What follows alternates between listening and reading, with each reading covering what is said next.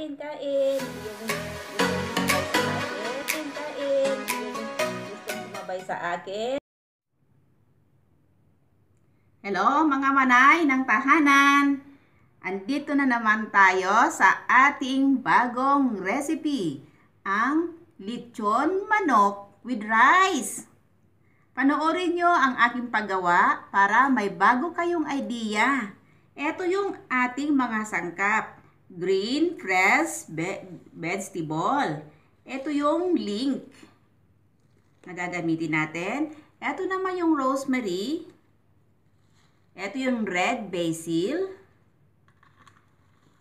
Ito ang ating parsley. Ayan ang ating green.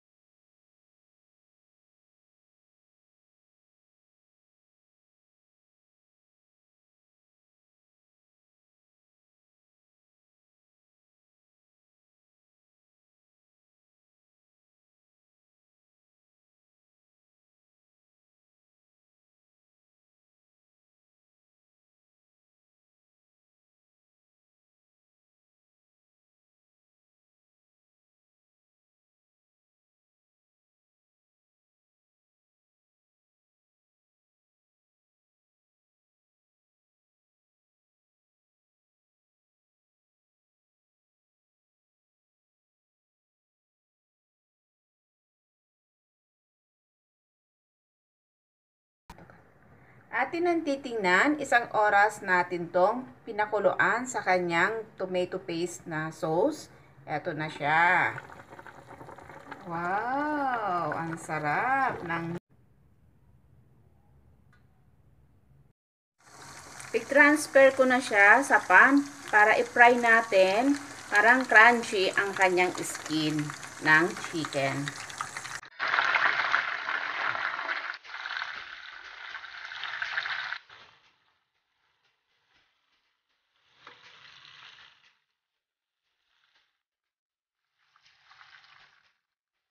Ayan, luto na ang ating lechon manok in pan with rice.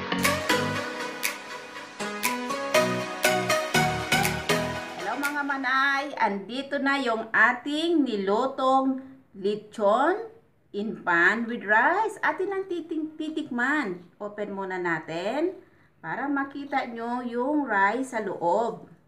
Surprise! Ito na ang ating lechon kawali with rice. Ayan na, titikman na natin ha. Open, help me. Para ma-open natin. Wow, ang bango niya. Ayan, ito na yung rice niya. Tikman na natin. Halina kayo mga manay. Kakain na tayo ng ating linutong lechon with rice in pan. This is my own version. Halina kayo, tikim. Masarap nito, kaya lang ang init-init niya. Halina kayo mga manay.